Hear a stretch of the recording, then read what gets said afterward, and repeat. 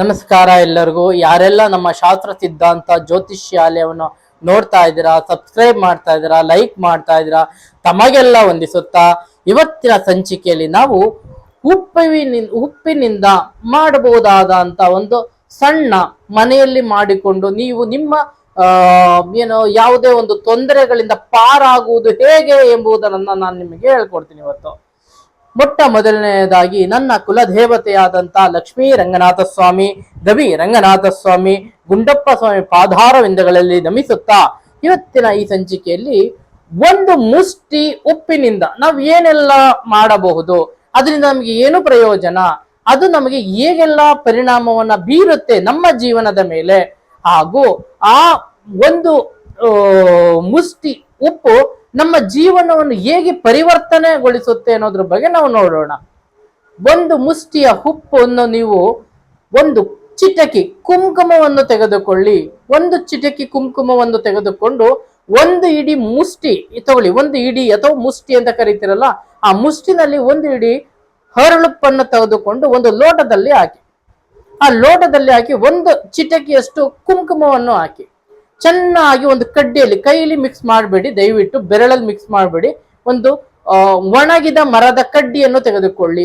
ಅದರಿಂದ ಮಿಕ್ಸ್ ಮಾಡಿ, ಚೆನ್ನಾಗಿ ಮಿಕ್ಸ್ ಮಾಡಿ ಒಂದು ಕೆಂಪು ಬಟ್ಟೆ, ಈ ತರ ಒಂದು ಕೆಂಪು ಬಟ್ಟೆ, ಟವಲ್ ಆರು ತಗೊಳ್ಳಿ ನೀವು, ಅಥವಾ ಅರಿಶಿಣದ ಬಟ್ಟೆನಾರು ತಗೊಳ್ಳಿ. ಈ ತರ ಕೆಂಪು ಬಟ್ಟೆನ ತಗೊಳ್ಳಿ. ಕೆಂಪು ಬಟ್ಟೆ, ಅರಿಶಿಣದ ಬಟ್ಟೆ ಅಥವಾ ಬಿಳಿ ವಸ್ತ್ರ ಅಂತ ಕರಿತೀವಿ. ಬಿಳಿ ವಸ್ತ್ರನಾರು ಸರಿ, ಕೆಂಪು ವಸ್ತ್ರ, ಅರಿಶಿಣದ ವಸ್ತ್ರ, ಅಲ್ಲಿಗೆ ಒಂದು ಮುಷ್ಟಿ ಉಪ್ಪನ್ನ ಇದರ ಒಳಗಡೆ ಈ ತರ ಹಾಕ್ಬಿಡಿ.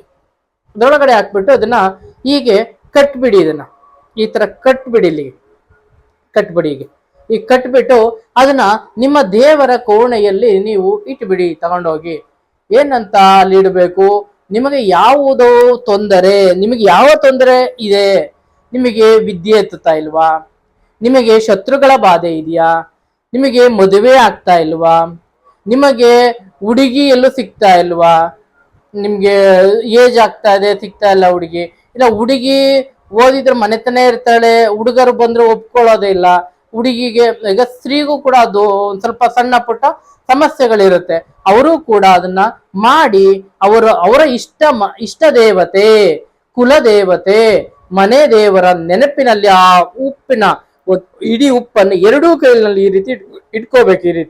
ಈ ರೀತಿ ನೋಡಿ, ಈ ರೀತಿ ಇಟ್ಕೊಳ್ಬೇಕು. ಇಟ್ಕೊಂಡು ಅವರು ಆ ಧ್ಯಾನ ಮಾಡಬೇಕು. ನಿಮ್ಮ ಮನೆ ದೇವರ ಧ್ಯಾನವನ್ನು ಮಾಡಬೇಕು. ನಿಮಗೆ ಗುರು ನಿಮ್ಮ ವೆಂಕಟರಮಣ ನಿಮ್ಮ ಕುಲದೇವತರ ಓಂ ನಮೋ ವಾಸುದೇವಾಯ ನಮಃ, ಕೃಷ್ಣ ಆದರೆ ವಾಸುದೇವ್ ಅಂತ ಹೇಳಿ, ನಿಮಗೆ ವಿಷ್ಣು ಆದರೆ ಓಂ ನಮೋ ಗುರುಭ್ಯೋ ನಮಃ ಅಂತ ಹೇಳಿ, ನಿಮಗೆ ಈಶ್ವರ ಆದರೆ ಓಂ ನಮೋ ಶಿವಾಯ ಅಂತ ಹೇಳಿ, ನಿಮ್ಮ ದೇವತೆ ಗಣಪತಿ ಆದರೆ ಓಂ ನಮೋ ಗಣಪತಿ ವಿಘ್ನ ವಿನಾಯಕ ಗಣಪತಿ ಏನ್ ನಮಃ ಅಂತ ಹೇಳಿ, ನಿಮಗೆ ನಿಮ್ಮ ಮನೆ ದೇವರು ಯಾವ್ದಿರುತ್ತೋ ಆ ದೇವರ ಧ್ಯಾನವನ್ನು 108 ಬಾರಿ ಆ ಉಪ್ಪಿನ ಇವೇನ್ ಕಟ್ಟಿರ್ತಿರಲ್ಲ ಬಟ್ಟೆನಲ್ಲಿ, ಆ ಉಪ್ಪಿನ ಕೈ ಇಟ್ಕೋಬೇಕು. ಎರಡು ಹಸ್ತನ ಇಟ್ಕೋಬೇಕು. ಈಗ ಇಟ್ಕೊಂಡು ನಿಮ್ಮ ಮನೆ ಕುಲದೇವತೆನ ನೀವು ಕೂತ್ಕೊಂಡು ಕೆಳಗಡೆ ಮರದ ಮೇಲೆ ಆಗ್ಲಿ ಚೇರ್ ಮೇಲಾಗ್ಲಿ ಕೂರಬಾರದು, ಕೆಳಗಡೆ ಕೂರಿ ನಿಮ್ಮ ದೇವರ ಕೋಣೆಯಲ್ಲಿ ಕೂತು ಅದನ್ನ 108 ಬಾರಿ ನಿಮ್ಮ ಮನೆ ದೇವರ ಹೆಸರನ್ನು ಹೇಳಬೇಕು. ನಿಮಗೆ ಏನು ಪ್ರಾಬ್ಲಮ್ ಇದೆ, ನಿಮಗೆ ವಾಸ್ತು ತೊಂದರೆ ಇದೆಯಾ, ಮನೇಲಿ ತೊಂದರೆ ಇದೆಯಾ, ನಿದ್ದೆ ಬರ್ತಾ ಇಲ್ವಾ, ನಿಮಗೆ ಶತ್ರು ಬಾಧೆ ಇದೆಯಾ, ಆರೋಗ್ಯ ಚೆನ್ನಾಗಿಲ್ವಾ, ನಿಮಗೆ ಏನೇ ಪ್ರಾಬ್ಲಮ್ ಇರ್ಲಿ, ನಿಮಗೆ ಅಣ್ತಂದಿರು ನಿಮಗೆ ತೊಂದರೆ ಕೊಡ್ತಾ ಇದ್ದಾರಾ, ಊರಿನವರು ತೊಂದರೆ ಕೊಡ್ತಾ ಇದ್ದಾರಾ, ನಿಮ್ಮ ಸ್ನೇಹಿತರಿಂದ ತೊಂದರೆ ಆಗ್ತಾ ಇದೆಯಾ, ದುಡ್ಡು ಕೊಟ್ಟವರು ಕೊಡ್ತಾ ಇಲ್ವಾ ವಾಪಸ್ಸು, ನಿಮಗೆ ನಿನ್ನ ಸ್ನೇಹಿತರಿಂದನೇ ನಿಮಗೆ ಮೋಸ ಆಗ್ತಾ ಇದೆಯಾ, ನಿಮಗೆ ಡೈರೆಕ್ಟ್ ಆಗಿ ಯಾರು ಮಾತಾಡ್ತಾ ಇಂಡೈರೆಕ್ಟ್ ಆಗಿ ಏನೋ ತೊಂದರೆ ಮಾಡಕ್ ಪ್ರಯತ್ನ ಪಡ್ತಾ ಇದ್ದಾರಾ, ಏನಾದ್ರೂ ನಿಮಗೆ ಯಾರಿಂದ ನಿಮಗೆ ಗೊತ್ತಿಲ್ಲದೆ ಮೂರನೇ ವ್ಯಕ್ತಿಯಿಂದ ತೊಂದರೆ ಆಗ್ತಾ ಇದೆಯಾ, ಯಾವುದೇ ಸಮಸ್ಯೆಗೂ ನಿಮ್ಮ ಒಂದು ಮುಷ್ಟಿಯ ಉಪ್ಪು ನಿಮ್ಮ ಎಲ್ಲಾ ದೋಷಕ್ಕೂ ಪರಿಹಾರವನ್ನು ನೀಡುತ್ತೆ. ಎಲ್ಲಾ ದುಷ್ಟ ಶಕ್ತಿಗೂ ಇದು ರಾಮಬಾಣವಾಗುತ್ತೆ.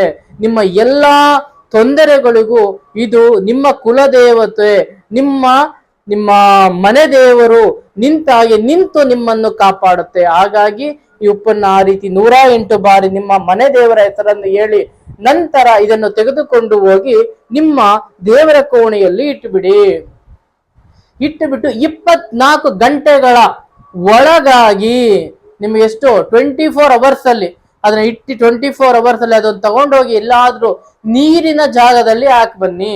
ಅದು ನೀರಿನಲ್ಲಿ ಹೋದಾಗ ಕರಗೋಗುತ್ತೆ. ಅದೇ ರೀತಿ ನಿಮ್ಮ ಸಮಸ್ಯೆಗಳೆಲ್ಲ ಕರಗಿ ಹೋಗ್ಬಿಡುತ್ತೆ. ಹಾಗಾಗಿ ನೀವು ದಯಮಾಡಿ ಇದನ್ನು ನೀವು ಆದಷ್ಟು ಶನಿವಾರ ಅಥವಾ ಗುರುವಾರ, ಮಂಗಳವಾರ ಇದನ್ನ ಪವರ್ಫುಲ್ ಆಗಿರುತ್ತೆ. ಈ 3 ದಿನಗಳಲ್ಲಿ ಮಾತ್ರ ಇದನ್ನ ಮಾಡಿ. ಅದನ್ನ ತಗೊಂಡು ಹೋಗ್ಬೇಕಾದ್ರೆ ಯಾರ ಜೊತೆ ಮಾತನಾಡಬೇಡಿ. ಅದನ್ನ ತಗೊಂಡೋಗಿ ಅಲ್ಲಿ ಹಾಕಿ ಬಂದಿದ್ದೆ ಆದರೆ ಹರಿಯುವ ನೀರಿನಲ್ಲಾಗ್ಲಿ, ನಿಂತಿರೋ ನೀರಲ್ಲಿ ಆದಷ್ಟು ಕಮ್ಮಿ ಮಾಡಿ ಹರಿಯೋ ನೀರಲ್ಲಿ ಹಾಕಿ.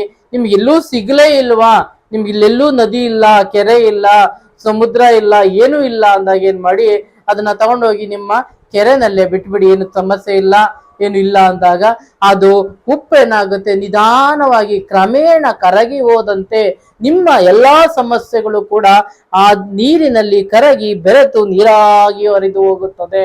ಹಾಗೆ ನಿಮ್ಮ ಸಮಸ್ಯೆ ಕೂಡ ಅದೇ ರೀತಿ ನೀರಾಗಿ ಕರಗಿ ಹೋಗುತ್ತದೆ.